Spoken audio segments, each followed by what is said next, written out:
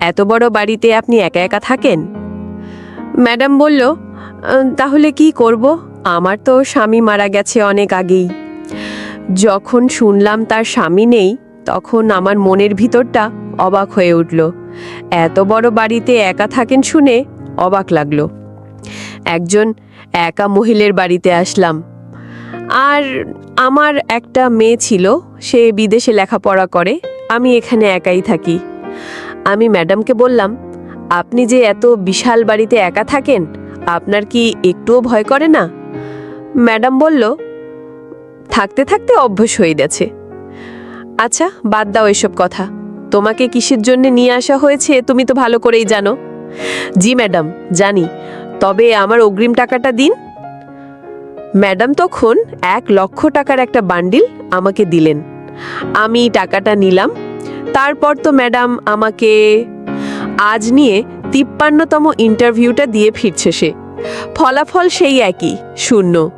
পকেটে হাত দিয়ে দেখলো মাত্র 10টা টাকা পড়ে আছে।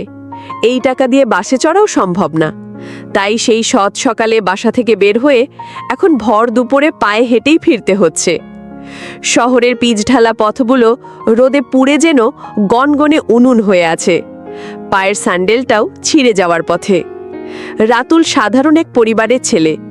বাবা মারা গেছেন আজ 5 বছর হলো। মা আর ছোট বোন রেশমাকে নিয়ে তাদের সংসার। মা দীর্ঘদিন ধরে হৃদরোগে ভুগছেন। মাসে মাসে তার ওষুধের পেছনেই চলে যায় মোটা অঙ্কের টাকা। রেশমা এবার কলেজে উঠেছে। তার পড়ার খরচ, সংসারের খরচ সবকিছু রাতুলের কাঁধেই। কিন্তু কাঁধটা যে দিন দিন নুয়ে পড়ছে, সে কথা কাকে বলবে? ভার্সিটির অন্যতম মেধাবী ছাত্র ছিল সে। বন্ধুরা সবাই বলতো, রাতুল, তোর চাকরি আটকায় কে? অথচ আজ সেই বন্ধুরাও ভালো ভালো চাকরিতে ঢুকে গেছে। কেউ কেউ তো নিজেদের গাড়িও কিনে ফেলেছে। আর রাতুল, সে এখনো 2টো টাকার জন্য মানুষের দাঁড়ে দাঁড়ে ঘুরছে। তার চেয়ে কম মেধাবী ছেলেরাও যখন অন্যায়ভাবে বা বিশেষ কোনো সুবিধার জোরে চাকরি পেয়ে যায়, কিন্তু সেই আগুন দেখানোর মতো কেউ নেই। আজকের ইন্টারভিউটাও ছিল তেমনই এক অভিজ্ঞতা। এক বিশাল মাল্টিন্যাশনাল কোম্পানি। রাতুল খুব ভালো প্রস্তুতি নিয়ে গিয়েছিল। লিখিত পরীক্ষায় সম্ভবত সেই সর্বোচ্চ নম্বর পেয়েছিল, কিন্তু ভাইভা বোর্ডে গিয়েই সব আশা ধূলিসাৎ হয়ে গেল। একজন কর্মকর্তা তাকে পাশ কাটিয়ে আরেকজনকে ডেকে বললেন, রহমান সাহেবের সুপারিশে এসেছেন, আচ্ছা আপনার চাকরিটা কনফার্ম, কাল জয়েন করুন। রাতুল হতভম্ব হয়ে দাঁড়িয়েছিল। তার ডাক আর আসেনি। বেরিয়ে আসার সময় রিসেপশনে বসে মেয়েটি ফিসফিস করে বলেছিল, ভাই, এখানে শুধু মেধা দিয়ে হয় না, অন্য কোনো ব্যবস্থা করতে পারলে আপনারও হয়। হতাশায় তার দম বন্ধ হয়ে আসছিল। বাড়ির পথটা যেন আর ফুরাতেই চায় না। শরীর ক্লান্ত, গলা শুকিয়ে কাঠ। রাস্তার পাশে একটা বড় কৃষ্ণচূড়া গাছ দেখে তার নিচে বসে পড়ল সে। চোখ বন্ধ করতেই মায়ের চিন্তাকুল মুখটা ভেসে উঠল। আজ আবার তার ওষুধ কেনার তারিখ, কিন্তু পকেটে যে টাকা নেই। ছোট বোনটাকেও ভালো একটা জামা কিনে দেয়নি কতদিন। নিজের উপর প্রচণ্ড রাগ আর ঘৃণা হতে লাগলো তার। সে কি এতটাই অযোগ্য? ভাবনার মাঝেই হঠাৎ মনে হলো তার সামনে কেউ এসে দাঁড়িয়েছে। চোখ খুলে দেখল একজোড়া সুন্দর পা তার সামনে। কিছুটা অবাক হয়ে সে মাথা তুলে তাকালো। একজন ভদ্র মহিলা, বয়স 40-এর কাছাকাছি হবে, কিন্তু দেখে বোঝার উপায় নেই। পরনে দামি শাড়ি, চোখে সানগ্লাস, চেহারায় একটা আভিজাত্যের ছাপ স্পষ্ট। রাতুলের দিকে তিনি এক বোতল ঠান্ডা পানি বাড়িয়ে ধরে আছেন। রাতুল কিছু বলার আগেই তিনি নরম গলায় বললেন, অনেক ক্লান্ত মনে হচ্ছে তোমাকে, নাও পানিটা খাও। রাতুল দ্বিধায় পড়ে গেল। এই অচেনা মহিলা তাকে কেন সাহায্য করতে চাইছে? সেই তোস্থাত করে বলল, না মানে ঠিক আছে। মহিলাটি মৃদু হেসে বললেন, ভয় পাওয়ার কিছু নেই, আমি তোমাকে অনেকক্ষণ ধরে খেয়াল করছিলাম। তোমার মুখ দেখে বোঝা যাচ্ছে তুমি কোনো গভীর চিন্তায় আছো। নাও পানিটা ধরো। রাতুল আর না করতে পারল না। তার আসলে খুব পানির পিপাসা পেয়েছিল। বোতলের ঢাকনা খুলে সে ঢকঢক করে প্রায় অর্ধেকটা পানি এক নিঃশ্বাসে শেষ করে ফেলল। তারপর কৃতজ্ঞতার চোখে মহিলার দিকে তাকিয়ে বলল, অনেক ধন্যবাদ আপনাকে, আপনি না থাকলে হয়তো। মহিলাটি তার কথা থামিয়ে দিয়ে বললেন, আমার নাম আনিসা, তুমি? আমি রাতুল। আনিসা ম্যাডাম তার পাশের বেঞ্চে বসতে বসতে জিজ্ঞেস করলেন, কোথা থেকে এলে এত ক্লান্ত হয়ে? রাতুল একটা দীর্ঘশ্বাস ফেলে তার সব হতাশার কথা, চাকরির জন্য তার সংগ্রামের কথা খুলে বলল। তার মায়ের অসুস্থতা, সংসারের অভাব কিছুই বাদ দিল না। সব শুনে আনিসা ম্যাডাম কিছুক্ষণ চুপ করে রইলেন। তারপর শান্ত গলায় যা বললেন তা শোনার জন্য রাতুল মোটেও প্রস্তুত ছিল না। আমি তোমাকে একটা চাকরি দিতে পারি রাতুল। রাতুল চমকে উঠে তার দিকে তাকালো। আপনি? কি চাকরি? বেতন মাসে 1 লক্ষ টাকা। 1 লক্ষ? রাতুল নিজের কানকে বিশ্বাস করতে পারছিল না। তার মাথা ঝিমঝিম করে উঠল। এটা কি সত্যি নাকি সে গরমে স্বপ্ন দেখছে? 1 লক্ষ টাকা! কথাটা রাতুলের মুখ থেকে অস্ফুটভাবে বেরিয়ে এলো। তার মনে হলো সে হয়তো ভুল শুনছে। একজন সম্পূর্ণ অচেনা মহিলা তাকে কোনো কারণ ছাড়াই এত বড় অঙ্কের চাকরির প্রস্তাব কেন দেবেন? তার মনে সন্দেহের কাঁটা খচখচ করতে লাগলো। সে বিশ্বাসী সুরে বলল, ম্যাডাম, আপনি হয়তো আমার সাথে মজা করছেন। আমাকে কেন আপনি এত টাকার চাকরি দেবেন? আর কি কাজই বা করতে হবে? আনিসা ম্যাডামের মুখে সেই শান্ত হাসিটা লেগেই ছিল। তিনি বললেন, মজা করার জন্য আমার সময়ের অভাব নেই রাতুল। তবে আমি তোমার সাথে মজা করছি না। আমি সত্যিই তোমাকে একটা চাকরি দিতে চাই। তবে আমার একটা শর্ত আছে। শর্ত? রাতুলের বুকের ভেতরটা ধক করে উঠল। কোনো কিছুই বিনামূল্যে পাওয়া যায় না, এটা সে ভালো করেই জানে। নিশ্চয়ই এর পেছনে কোনো গভীর রহস্য বা বিপদ লুকিয়ে আছে। সে নিজেকে সামলে নিয়ে বলল, কি শর্ত ম্যাডাম? শর্তটা আমি তোমাকে এখনই বলবো না। আনিসা ম্যাডাম উঠে দাঁড়ালেন। আগে তুমি আমার সাথে আমার বাড়ি চলো। তোমার সাথে আমার আরও কিছু কথা আছে। যদি তোমার সবকিছু শোনার পর মনে হয় তুমি পারবে, তাহলেই চাকরিটা তুমি নেবে। রাতুল দ্বিধায় পড়ে গেল। একদিকে মায়ের অসুস্থ মুখ, সংসারের অভাব, আর অন্যদিকে এক অচেনা মহিলার রহস্যময় প্রস্তাব। তার মন বলছিল এখানে কোনো একটা ঝামেলা আছে। এত সহজে এত টাকার চাকরি পাওয়াটা স্বাভাবিক নয়। কিন্তু তার বিবেক বলছিল তার কাছে আর কোনো পথ খোলা নেই। মায়ের ওষুধের জন্য, বোনের পড়ার খরচের জন্য তার এই মুহূর্তে একটা চাকরি খুব দরকার। সে কিছুক্ষণ চুপ করে থেকে অবশেষে রাজি হলো। ঠিক আছে ম্যাডাম, আমি আপনার সাথে যেতে রাজি। কিন্তু কিন্তু কি? যদি আপনার শর্ত আমার পছন্দ না হয়, আমি কিন্তু কাজটা করতে পারবো না। আনিসা ম্যাডাম মৃদু হেসে বললেন, অবশ্যই, তোমার ওপর কোনো জোর করা হবে না। চলো, আমার গাড়ি ওদিকেই পার্ক করা আছে। রাতুল মন্ত্রমুগ্ধের মতো তাকে অনুসরণ করল। রাস্তার বাঁকে একটা ঝকঝকে কালো গাড়ি দাঁড়িয়েছিল। ড্রাইভার দরজা খুলে দিতেই আনিসা ম্যাডাম ভেতরে বসলেন এবং রাতুলকেও ইশারায় বসতে বললেন। গাড়ির শীতল পরিবেশে বসে রাতুলের মনে হাজারটা প্রশ্ন ঘুরপাক খেতে লাগলো। কি এই মহিলা? তার এত টাকা কেন? আর সে রাতুলকে দিয়েই বা কি করাতে চায়?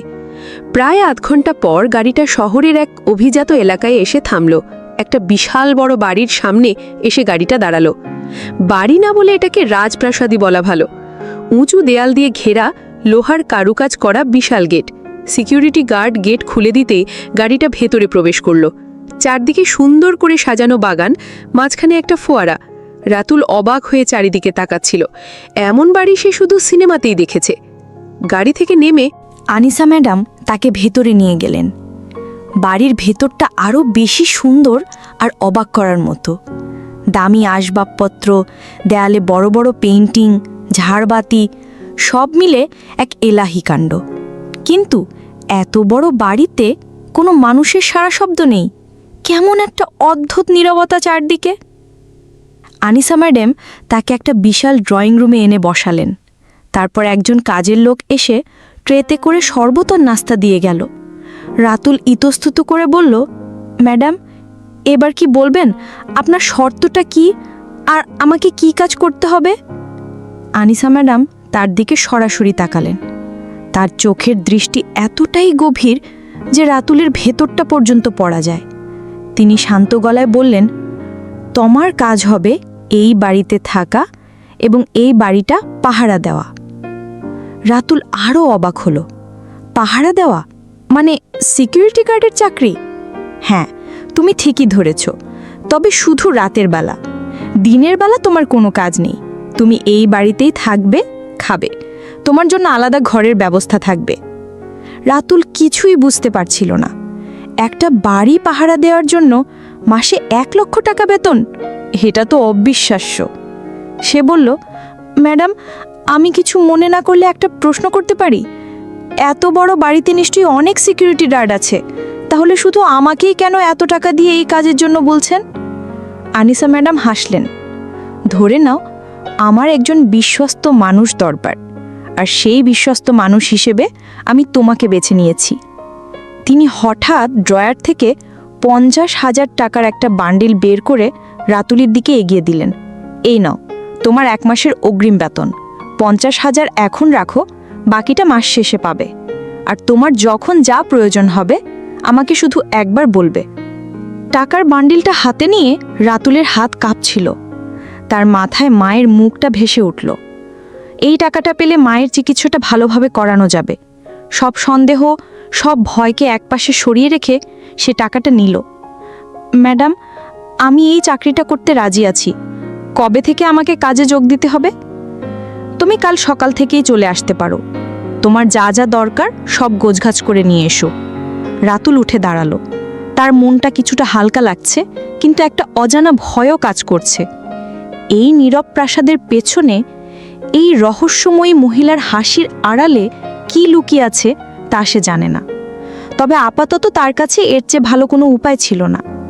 টাকার বান্ডিলটা পকেটে নিয়ে রাতুল যখন বাড়ি ফিরল, তখন তার পা দুটো কাঁপছিল। একই সাথে আনন্দ আর ভয় তাকে ঘিরে ধরেছিল। 50,000 টাকা! সে তার জীবনে একসাথে 1 টাকা কখনো দেখেনি। বাজারে ঢুকে সে মায়ের জন্য অনেক ফল কিনল, ভালো দেখে একটা ইলিশ মাছ কিনল, আর বোনের জন্য একটা নতুন জামা কিনল। তারপর ওষুধের দোকান থেকে মায়ের 1 মাসের সব ওষুধ একসাথে কিনে নিল। বাড়িতে ঢুকতেই মা চিন্তিত মুখে বারান্দায় বসেছিলেন। রাতুলকে দেখেই বললেন, কিলে বাবা, আজ এত দেরি হলো?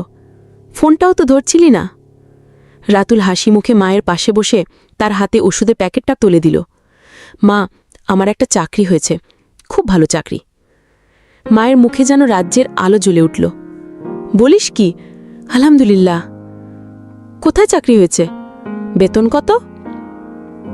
রাতুল সবটা খুলে বলল না, শুধু বলল, একটা বড় কোম্পানিতে চাকরি হয়েছে, কাল থেকেই জয়েন করতে হবে, আর সেখানেই থাকতে হবে।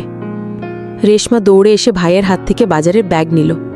নতুন জামাটা দেখে সে খুশিতে লাফিয়ে উঠল। ভাইয়া, তুই আমার জন্য জামা এনেছিস?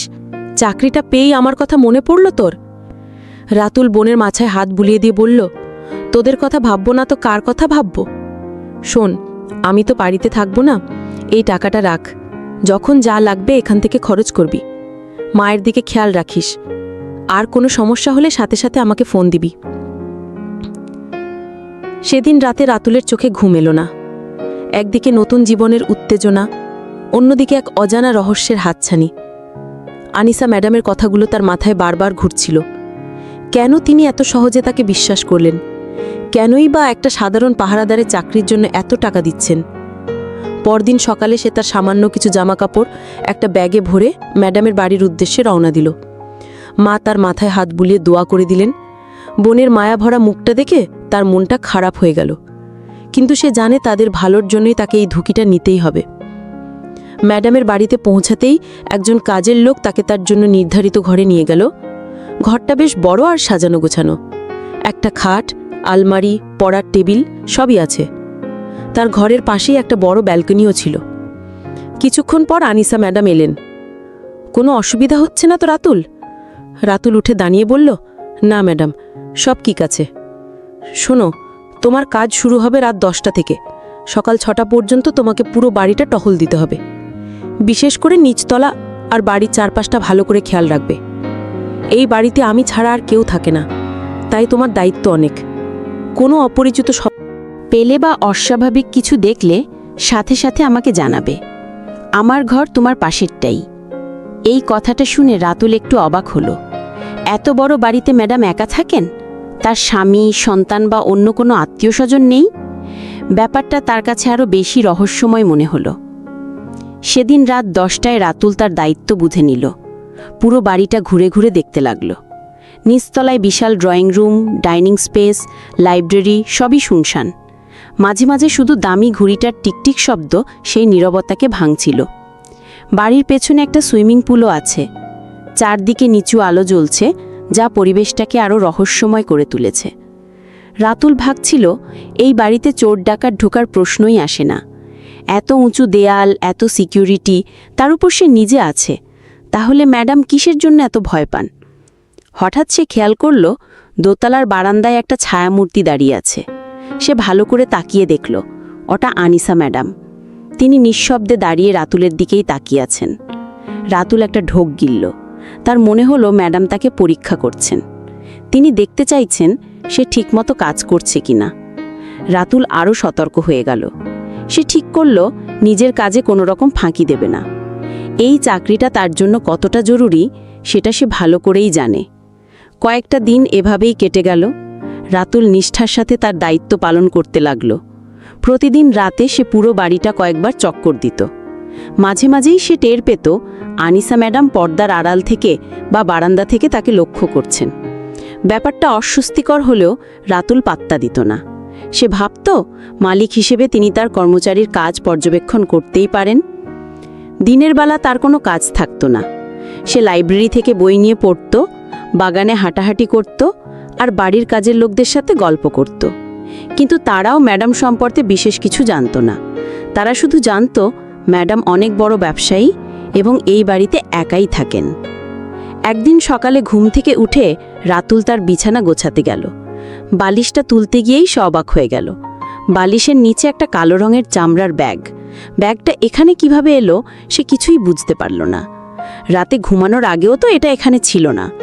কৌতূহলবশত সে ব্যাগটা হাতে নিল। বেশ ভারী। চেইনটা খুলতেই তার চোখ ছানাবড়া হয়ে গেল। ব্যাগের ভেতরে থরে থরে সাজানো 500 টাকার নোটের বান্ডিল। অন্তত 10-12 লাখ টাকা তো হবেই। রাতুলের বুকের ভেতরটা ধরাস ধরাস করতে লাগল। এত টাকা তার ঘরে কিভাবে এলো? সে দ্রুত দরজা জানালা সব বন্ধ দিল। তার মাথায় নানা চিন্তা আসতে লাগলো। এটা কি ম্যাডামের টাকা? তিনি কি ভুল করে এখানে রেখে গেছেন, নাকি এটা কোনো ষড়যন্ত্রের অংশ? কেউ কি তাকে ফাঁসানোর জন্য এই টাকাটা এখানে রেখে গেছে? এক মুহূর্তের জন্য তার মনে একটা লোভ হুকি দিল। এই টাকাটা পেলে তার সব সমস্যার সমাধান হয়ে যাবে। মায়ের জন্য আরও ভালো চিকিৎসার ব্যবস্থা করতে পারবে, বোনকে ভালো কলেজে পড়াতে পারবে, একটা সুন্দর বাড়ি বানাতে পারবে। কেউ তো জানবেও না। সে যদি ব্যাগটা লুকিয়ে ফেলে আর চাকরিটা ছেড়ে চলে যায়, তাহলে তাকে ধরবে কে? কিন্তু পরক্ষণেই তার বিবেকে বাঁধল। তার বাবা তাকে সব সময় সততার শিক্ষা দিয়েছেন। তিনি বলতেন, বাবা, জীবনে যত কষ্টই আসুক কখনো অসৎ পথে পা বাড়াবি না। বাবার মুখটা মনে পড়তেই রাতুলের সব লোভ দূর হয়ে গেল। এই টাকা তার নয়, যার টাকা তাকেই ফিরিয়ে দেওয়া উচিত। সে আর এক মুহূর্ত দেরি করল না। ব্যাগটা হাতে নিয়ে দ্রুত ম্যাডামের ঘরের দিকে গেল। দরজায় নক করতেই ভেতর থেকে ম্যাডামের গলা ভেসে এলো, কে? ম্যাডাম, আমি রাতুল। ভেতরে এসো। রাতুল ভেতরে ঢুকে দেখল ম্যাডাম একটা বই পড়ছেন। সে কিছুটা ভয় ভয় করে বলল, ম্যাডাম, আমার ঘরে এই ব্যাগটা পাওয়া গেছে, ভেতরে অনেক টাকা। আনিসা ম্যাডাম ব্যাগটার দিকে একবার তাকালেন, কিন্তু তার চেহারায় কোনো ভাবান্তর দেখা গেল না। তিনি শান্ত গলায় বললেন, তোমার ঘরে পাওয়া গেছে? তাহলে তো এটা তোমারই টাকা হবে। আমার টাকা তো আমার কাছেই আছে। রাতুল অবাক হয়ে বলল, না ম্যাডাম, এটা আমার টাকা নয়। আমার কাছে এত টাকা আসার কোনো প্রশ্নই ওঠে না। আমার মনে হচ্ছে এটা আপনারই টাকা। হয়তো আপনি ভুল করে। আমি কোনো ভুল করিনি রাতুল। আনিসা ম্যাডাম তাকে থামিয়ে দিলেন। যাই হোক, যেহেতু তুমি এটা পেয়েছ, আপাতত তোমার কাছেই রাখো। যার টাকা সে নিশ্চয়ই খুঁজে নেবে। এই বলে তিনি আবার বই পড়ায় মন দিলেন। রাতুল হতভম্ব হয়ে দাঁড়িয়ে রইল। ম্যাডামের আচরণ তার কাছে চরম অদ্ভুত মনে হলো। নিজের এতগুলো টাকা হারিয়েও তার মধ্যে কোনো উদ্বেগ নেই। তিনি একবার গুনেও দেখলেন না। রাতুল কি করবে বুঝতে পারছিল না। সে আমতা করে বলল, কিন্তু ম্যাডাম, এতগুলো টাকা আমার কাছে রাখাটা ঠিক হবে না। যদি হারিয়ে যায়? হারাবে না, তুমি সাবধানে রাখলেই হবে। রাতুল আর কিছু না বলে ব্যাগটা নিয়ে নিজের ঘরে ফিরে এলো। তার সন্দেহ আরও ঘনীভূত হলো। ম্যাডাম নিশ্চয়ই তাকে পরীক্ষা করছেন। তিনি দেখতে চাইছেন সেই টাকাটা আত্মসাৎ করে কিনা। রাতুল মনে মনে প্রতিজ্ঞা করল সে কিছুতেই এই পরীক্ষায় হারবে না। সে ব্যাগটা নিজে আলমারিতে তালা দিয়ে রেখে দিল, কিন্তু তার মন থেকে অস্বস্তিটা গেল না। এই টাকার রহস্যটা কি? টাকার ব্যাগটা পাওয়ার পর থেকে রাতুল আরও বেশি সতর্ক হয়ে গেল। সে বুঝতে পারছিল তার প্রতিটি পদক্ষেপ, প্রতিটি কথা কেউ একজন অদৃশ্যভাবে পর্যবেক্ষণ করছে। তার মনে হচ্ছিল সে যেন কোনো পরীক্ষার হলের পরীক্ষার্থী, আর আনিসা ম্যাডাম তার পরীক্ষক। কয়েকদিন পর এক বিকেলে রাতুল বাগানে হাঁটছিল। হঠাৎ ম্যাডাম তাকে ডাকলেন, রাতুল, একটু আমার ঘরে আসবে? রাতুল কিছুটা অবাক হলেও দ্রুত তার ঘরের দিকে গেল। রাতুলকে দেখে তিনি ঘুরে দাঁড়ালেন এবং মৃদু হেসে জিজ্ঞেস করলেন, দেখো তো রাতুল, আমাকে এই শাড়িতে কেমন লাগছে? প্রশ্নটা শুনে রাতুল ভীষণ অপ্রস্তুত হয়ে পড়ল। একজন কর্মচারী হিসেবে মালিকের ব্যক্তিগত প্রশ্নের উত্তর সে কিভাবে দেবে, বিশেষ করে এই ধরনের প্রশ্নের? সে কি বলবে? যদি বলে ভালো লাগছে, তাহলে ম্যাডাম যদি অন্য কিছু ভেবে বসেন, আর যদি চুপ করে থাকে সেটাও অভদ্রতা। সে মাথা নিচু করে ফেলল এবং ইতস্তত করে বলল, ম্যাডাম, আপনাকে অনেক সুন্দর লাগছে। কথাটা বলেই সে অন্যদিকে তাকিয়ে রইল, যেন ম্যাডামের দিকে সরাসরি তাকাতে তার লজ্জা করছে। তার আচরণে কোনো রকম চপলতা বা বাজে দৃষ্টি ছিল না, ছিল শুধু সংকোচ আর সম্মান। আনিসা ম্যাডামের মুখে একটা সন্তুষ্টির হাসি ফুটে উঠল। তিনি যা দেখতে চেয়েছিলেন ঠিক তাই দেখতে পেলেন। রাতুলের চোখে কোনো লোভ ছিল না, কোনো বাজে ইঙ্গিত ছিল না, ছিল শুধু নির্মল শ্রদ্ধা। তিনি বললেন, ধন্যবাদ রাতুল, তুমি এখন যেতে পারো। রাতুল প্রায় পালিয়ে আসার মতো করে ঘর থেকে বেরিয়ে এলো, কিন্তু তার মনের ভেতর সন্ধ্যের ঝড় আরও তীব্র হলো। ম্যাডামের উদ্দেশ্যটা আসলে কি? কেন তিনি তার সাথে এমন অদ্ভুত আচরণ করছেন? প্রথমে টাকার ব্যাগ, আর এখন নিজের সাজসজ্জা নিয়ে তার মতামত চাওয়া। তার মনে হতে লাগলো ম্যাডাম হয়তো নিঃসঙ্গ। এই বিশাল বাড়িতে একা থাকতে থাকতে তিনি হয়তো একজন বিশ্বস্ত সঙ্গীর খোঁজ করছেন তার নিরাপত্তার জন্য। এই চিন্তাটা মাথায় আসতেই রাতুলের মন অস্থির হয়ে উঠল। রাতুলের গা শিউরে উঠল। সে একজন গরিব ঘরের ছেলে। তার স্বপ্ন ছিল একটা ভালো চাকরি পেয়ে নিজের মতো একটি মেয়েকে বিয়ে করে সুখে সংসার করবে। কিন্তু এই কোন ফাঁদে এসে পড়ল সে? এই চাকরিটা ছেড়ে দেওয়ার কথা তার মাথায় বারবার আসতে লাগলো, কিন্তু পরক্ষণেই মায়ের মুখটা ভেসে উঠতেই সে দুর্বল হয়ে পড়ত। এই চাকরিটা চলে গেলে তাদের পুরো পরিবার পথে বসবে। রাতে ডিউটি করার সময় সে অন্যমনস্ক থাকত। তার মনে হতো এই বাড়ির দেয়ালগুলো যেন তাকে গিলে খেতে আসছে। ম্যাডামের সুন্দর মুখটার আড়ালে লুকিয়ে থাকা আসল উদ্দেশ্যটা কি সেটা জানার জন্য তার মনটা ছটফট করতে লাগলো। সে কি টাকার লোভে ভুল পথে চলে যাবে, নাকি নিজের সম্মান বাঁচিয়ে সৎভাবে সিদ্ধান্ত নেবে? রাতুল কোনো কুলকিনারা খুঁজে পাচ্ছিল না। তার জীবনটা যেন এক জটিল ধাঁধার মধ্যে আটকে গেছে। পরের কয়েকটা দিন রাতুলের জন্য খুব যন্ত্রণার মধ্যে কাটল। সে ম্যাডামের মুখোমুখি হতে ভয় পেত, সবসময় একটা দূরত্ব বজায় রেখে চলত। তার মনে হতো ম্যাডাম তাকে কোনো অনৈতিক প্রস্তাব দিয়ে বসতে পারেন। ম্যাডামও যেন তার এই মানসিক অবস্থাটা বুঝতে পারছিলেন। তিনি আগের মতো আর রাতুলকে ডাকতেন না বা তার সাথে অপ্রয়োজনীয় কথা বলতেন না। কিন্তু রাতুল দূর থেকে ঠিকই টের পেত ম্যাডামের তীক্ষ্ণ দৃষ্টি সবসময় তার উপর রয়েছে। একদিন রাতে টহল দেওয়ার সময় রাতুল লাইব্রেরির পাশ দিয়ে যাচ্ছিল। হঠাৎ সে ভেতরের আলো জ্বেলে থাকতে দেখল এবং মৃদু কান্নার শব্দ শুনতে পেল। সে কিছুটা অবাক হলো, এত রাতে লাইব্রেরিতে কে কাঁদছে? সে সাবধানে দরজার কাছে গিয়ে উঁকি দিল। ভেতরে সোফায় আনিসা ম্যাডাম বসেছিলেন। তার হাতে একটা ছবি, আর তিনি ফুপিয়ে ফুপিয়ে কাঁদছেন। রাতুল প্রথমে ভাবল সে ওখান থেকে চলে যাবে, এটা ম্যাডামের ব্যক্তিগত ব্যাপার। কিন্তু তার মায়াও হচ্ছিল। সে কিছুক্ষণ ইতস্তত করে ভেতরে ঢুকল। ম্যাডাম? তার গলা শুনে আনিসা ম্যাডাম চমকে উঠলেন। দ্রুত চোখের পানি মুছে ছবিটা আড়াল করার চেষ্টা করলেন। তুমি এখানে কি করছো? আমি ডিউটিতে ছিলাম, দেখলাম আলো জ্বলছে আর আপনার কান্নার আওয়াজ পেলাম, তাই দেখতে এলাম। সব ঠিক আছে তো ম্যাডাম? কোনো সমস্যা হয়েছে? আনিসা ম্যাডাম কিছুক্ষণ তার দিকে তাকিয়ে রইলেন, তারপর একটা দীর্ঘশ্বাস ফেলে বললেন, কিছু না রাতুল, পুরনো কিছু কথা মনে পড়ছিল তাই মনটা খারাপ হয়ে গেল। তিনি যে ছবিটা লুকাচ্ছিলেন সেটা তার হাত থেকে পড়ে গেল। রাতুল ঝুঁকে ছবিটা তুলল। দেখল ছবিতে একজন অল্প বয়সী মেয়ের সাথে ম্যাডাম দাঁড়িয়ে আছেন। মেয়েটাকে দেখতে পরীর মতো সুন্দর। রাতুল ছবিটা ম্যাডামের দিকে এগিয়ে দিয়ে বলল, ইনি কে ম্যাডাম? আনিসা ম্যাডামের চোখ আবার ছলছল করে উঠল। তিনি বললেন, ও আমার মেয়ে ঝুমা। আপনার মেয়ে? রাতুল অবাক হলো। তিনি কোথায় থাকেন? আমি তো তাকে এই বাড়িতে কোনোদিন দেখিনি। ম্যাডাম কিছুক্ষণ চুপ করে থেকে বললেন, সে এখানে থাকে না, বিদেশে পড়াশোনা করে। ওর কথাই খুব মনে পড়ছিল আজ। মুহূর্তের জন্য উবে গেল। তার মনে হলো এই মহিলা যতটা রহস্যময় ততটাই একা এবং দুঃখী। সে বলল, আপনি চিন্তা করবেন না ম্যাডাম, পড়াশোনা শেষ হলে তিনি তো আবার আপনার কাছেই ফিরে আসবেন।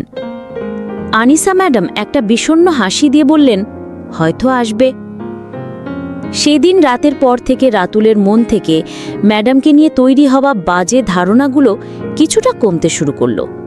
তার মনে হলো সে হয়তো তাকে ভুল বুঝছিল। একজন একা মানুষের জীবনে অনেক কষ্ট থাকতে পারে যা বাইরে থেকে বোঝা যায় না, কিন্তু তার চাকরির রহস্য, টাকার ব্যাগ বা শাড়ি পরার ঘটনাগুলোর কোনো ব্যাখ্যা সে খুঁজে পেল না। তার মনের মেঘ পুরোপুরি কাটল না, বরং সন্দেহের ধরনটা পাল্টে গেল। মেয়ের ছবি দেখার ঘটনার পর থেকে রাতুলের মনে ম্যাডামের প্রতি এক ধরনের সহানুভূতি তৈরি হয়েছিল, কিন্তু তার ভেতরের খচখচানিটা পুরোপুরি দূর হয়নি। সে বুঝতে পারছিল পর্দার আড়ালে এখনো বড় কোনো রহস্য লুকিয়ে আছে। একদিন সকালে ম্যাডাম তাকে ডেকে পাঠালেন। রাতুল কিছুটা ভয় নিয়েই তার ঘরে গেল। সে দেখল ম্যাডামের মুখে একটা গম্ভীর ভাব। তিনি রাতুলকে বসতে বললেন, রাতুল, আমি জানি তোমার মনে আমাকে নিয়ে অনেক প্রশ্ন। তুমি হয়তো ভাবছো আমি কেন তোমাকে এই অদ্ভুত চাকরিটা দিয়েছি, কেনই বা তোমার সাথে এমন সব আচরণ করছি যা তোমার কাছে অস্বাভাবিক মনে হয়েছে। রাতুল চুপ করে রইল। সে কি বলবে বুঝতে পারছিল না। আনিসা ম্যাডাম বলতে শুরু করলেন, আমি তোমাকে আজ কিছু কথা বলতে চাই, কিন্তু তার আগে আমি তোমার কাছে একটা জিনিস চাইব। তুমি কি আমাকে সেটা দেবে? কি জিনিস ম্যাডাম? তোমার সততার প্রমাণ। মানে? তোমার আলমারিতে যে টাকার ব্যাগটা আছে ওটা নিয়ে এসো। রাতুল দ্রুত গিয়ে ব্যাগটা নিয়ে এলো। ম্যাডাম ব্যাগটা হাতে নিয়ে বললেন, আমি জানি এই কয়েকদিনে একবারও তুমি এই ব্যাগটা খুলে দেখার চেষ্টা করনি যে ভেতরে কত টাকা আছে, বা এখান থেকে একটা টাকাও তুমি সরাওনি। আমি ঠিক বলছি তো? রাতুল মাথা নেড়ে সাই দিল। জি ম্যাডাম, এটা আমার টাকা নয়, আমি কেন এটা নেব? ম্যাডামের মুখে একটা পাতলা হাসির রেখা দেখা গেল।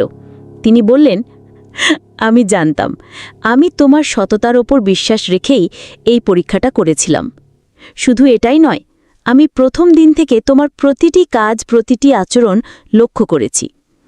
আমি দেখতে চেয়েছিলাম অর্থের লোভ বা একজন একা মহিলার প্রতি তোমার দৃষ্টিভঙ্গি কেমন। রাতুল কিছুই বুঝতে পারছিল না, কেন ম্যাডাম দ্বার এত পরীক্ষা নিচ্ছেন। ম্যাডাম বলতে লাগলেন, তোমাকে যে চাকরির প্রস্তাব দিয়েছিলাম তার পেছনে আমার একটা বড় উদ্দেশ্য আছে রাতুল। সেই উদ্দেশ্যটা জানার পর তুমি হয়তো অবাক হবে, হয়তো আমাকে ভুলও বুঝতে পারো, কিন্তু আমি যা করেছি একজন মা হিসেবে নিজের মেয়ের ভবিষ্যতের কথা ভেবেই করেছি। আপনার মেয়ের? রাতুল এবার আরও বেশি অবাক হলো। হ্যাঁ, আমার মেয়ে ঝুমার জন্য। আমি তোমাকে শুধু একজন পাহারাদার হিসেবে নিয়োগ দিইনি, আমি আসলে আমার মেয়ের জন্য একজন জীবনসঙ্গী খুঁজছিলাম। কথাটা শোনার সাথে সাথে রাতুলের মাথায় যেন বাজ পড়ল। সে হতভম্ব হয়ে ম্যাডামের দিকে তাকিয়ে রইল।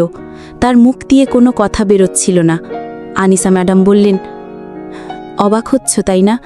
ভাবছ আমি তোমার সাথে কি ধরনের খেলা খেলছি, কিন্তু এটাই সত্যি। আমার স্বামী মারা যাওয়ার পর এই বিশাল ব্যবসা আর সম্পত্তি আমি একাই সামলেছি। আমার বলতে শুধু আমার মেয়েটাই আছে। আমি চাই এমন একজন ছেলের হাতে আমার মেয়ের দায়িত্ব তুলে দিতে, যার কাছে টাকার চেয়ে নীতি আর চরিত্রের মূল্য অনেক বেশি, যে আমার মেয়েকে ভালোবাসবে, তার সম্মান রক্ষা করবে, আমাদের এই সম্পত্তিকে লোভের চোখে দেখবে না। তিনি একটা দীর্ঘশ্বাস ফেলে বললেন, আজকের যুগে ভালো ছেলে পাওয়া খুব কঠিন রাতুল। সবাই টাকার পেছনে ছোটে। আমি অনেককে দেখেছি যারা শুধু আমার সম্পত্তির লোভে ঝুমার সাথে সম্পর্ক করতে চেয়েছে। তাই আমি সিদ্ধান্ত নিয়েছিলাম আমি নিজেই আমার মেয়ের জন্য একজন সৎ, পরিশ্রমী আর আদর্শবান ছেলে খুঁজে বের করব। তাকে আমি নিজের মতো করে পরীক্ষা করে নেব। আপনার সাথে আমার প্রথম দেখাটা কোনো আকস্মিক ঘটনা ছিল না রাতুল। আমি তোমার সম্পর্কে আগেই খোঁজ খবর নিয়েছিলাম। আমি জানতাম তুমি একজন মেধাবী কিন্তু বেকার যুবক, যে শত কষ্টের মাঝেও সততার পথ ছাড়নি। তাই আমি সেদিন ইচ্ছে করেই তোমার সামনে গিয়েছিলাম। রাতুলের কাছে সব কিছু পরিষ্কার হতে শুরু করলো। তার মানে প্রথম দিন থেকে যা যা হয়েছে সবই ছিল একটা সাজানো নাটক, একটা পরীক্ষা। রাতুল স্তব্ধ হয়ে বসেছিল। তার মনে হচ্ছিল সে কোনো সিনেমার গল্প শুনছে। আনিসা ম্যাডাম তার দিকে তাকিয়ে বললেন, আমি জানি এই সত্যিটা মেনে নেওয়া তোমার জন্য কঠিন। তুমি হয়তো ভাবছো আমি তোমার দারিদ্র্যের সুযোগ নিয়েছি, কিন্তু বিশ্বাস করো আমার উদ্দেশ্য মহৎ ছিল। আমি শুধু নিশ্চিত হতে চেয়েছিলাম আমার মেয়ের ভবিষ্যৎ একজন সঠিক মানুষের হাতে সুরক্ষিত থাকবে। তিনি উঠে দাঁড়ালেন এবং পাশের ঘরের দরজার দিকে এগিয়ে গিয়ে ডাকলেন, ঝুমা, ভেতরে আয়। দরজা খুলে যেই মেয়েটি ভেতরে প্রবেশ করল তাকে দেখে রাতুল আরও একবার ধাক্কা খেল। এই মেয়েটিই তো সেই মেয়ে যার ছবি সে সেদিন ম্যাডামের হাতে দেখেছিল। পরীর মতো সুন্দর, চোখে মুখে সরলতার ছাপ। ঝুমা এসে তার বায়ের পাশে দাঁড়ালো। তার মুখেও কিছুটা লজ্জার সংকোচের ভাব। আনিসা ম্যাডাম ঝুমার কাঁধে হাত রেখে বললেন, এই আমার মেয়ে ঝুমা। আর ঝুমা, এই হলো রাতুল, যার কথা আমি তোকে সব সময় বলেছি। ঝুমা একবার আর চোখে রাতুলের দিকে তাকালো, তারপর মাথা নিচু করল। আনিসা ম্যাডাম রাতুলের দিকে ফিরে বললেন, তোমাকে এই বাড়িতে আনার পর থেকে তোমার প্রতিটি পরীক্ষা ঝুমাও দূর থেকে দেখেছে। তোমার সততা, তোমার ভদ্রতা, তোমার কাজের প্রতি নিষ্ঠা সবই ওকে মুগ্ধ করেছে। আমি তোমার ঘরে টাকার ব্যাগ রেখেছিলাম, এটা ছিল তোমার সততার পরীক্ষা। আমি তোমাকে শাড়ি পরে জিজ্ঞেস করেছিলাম কেমন লাগছে, সেটা ছিল তোমার চরিত্রের পরীক্ষা। আমি দেখতে চেয়েছিলাম একজন সুন্দরী মহিলাকে একা পেয়ে তোমার আচরণ কেমন হয়। তুমি প্রতিটি পরীক্ষায় সম্মানের সাথে উত্তীর্ণ হয়েছ রাতুল। তিনি রাতুলের সামনে এসে দাঁড়ালেন। আমি একজন মা হিসেবে তোমার কাছে আমার মেয়ের জন্য বিয়ের প্রস্তাব রাখছি। আমি জানি সামাজিকভাবে বা আর্থিক দিক থেকে আমাদের মধ্যে অনেক তফাৎ, কিন্তু আমি এও জানি একজন ভালো মানুষ হিসেবে তুমি যে কোনো রাজপুত্রের চেয়েও মূল্যবান। তুমি যদি আমার মেয়েকে বিয়ে করো তাহলে এই সমস্ত সম্পত্তি, এই ব্যবসা, সব কিছুর মালিক হবে তুমি। কিন্তু তার চেয়েও বড় কথা, আমার মেয়ে একজন বিশ্বস্ত জীবনসঙ্গী পাবে। আমি নিশ্চিন্ত হতে পারব। ম্যাডামের কথাগুলো শুনে রাতুলের চোখ দিয়ে পানি চলে এলো। এতদিন ধরে যে মহিলাকে সে ভুল বুঝে এসেছে, যার উদ্দেশ্য নিয়ে মনে মনে এত খারাপ চিন্তা করেছে, সেই তিনিই তার জন্য এত বড় একটা ভবিষ্যতের পরিকল্পনা করে দেখেছেন। নিজের বোকামির জন্য তার খুব লজ্জা হতে লাগল। সে বুঝতে পারল ম্যাডামের উদ্দেশ্য গোপন ছিল, কিন্তু অসৎ ছিল না। সে উঠে দাঁড়িয়ে আনিসা ম্যাডামের পায়ে হাত দিয়ে সালাম করল। ম্যাডাম, আমাকে ক্ষমা করে দেবেন। আমি আপনাকে ভুল বুঝেছিলাম। আপনার মেয়ের যোগ্য আমি কিনা জানি না, কিন্তু আমি কথা দিচ্ছি আমি তাকে সারা জীবন সুখে রাখার চেষ্টা করব। আমি জানতাম তুমি রাজি হবে। কিছুদিন পরে খুব ধুমধাম করে রাতুল আর ঝুমার বিয়ে হয়ে গেল। যে রাতুল একদিন চাকরির জন্য দাঁড়ে দাঁড়ে ঘুরত, সে আজ এক বিশাল কোম্পানির মালিক। কিন্তু তার চেয়েও বড় প্রাপ্তি হলো ঝুমার মতো একজন জীবনসঙ্গী আর আনিসা ম্যাডামের মতো একজন মা পাওয়ার। সে তার নিজের মা আর বোনকেও এই বাড়িতে নিয়ে এলো। তাদের ছোট্ট পরিবারটা আজ পরিপূর্ণ। রাতুল প্রায় ভাবে, কত অদ্ভুত, যেখানে সততার, ধৈর্যের পুরস্কার হয়তো একটু দেরিতে আসে, কিন্তু যখন আসে তখন সব অভাব ছাপিয়ে জীবনকে কানায় কানায় পূর্ণ করে দেয়। গল্পের শিক্ষা: বর্তমান যুগে কোনো ছেলেকে শুধু তার বাইরের যোগ্যতা দিয়ে বিচার করা উচিত নয়। আগে তার চরিত্র, সততা এবং মানসিকতা ভালোভাবে যাচাই করে নেওয়া অত্যন্ত জরুরি।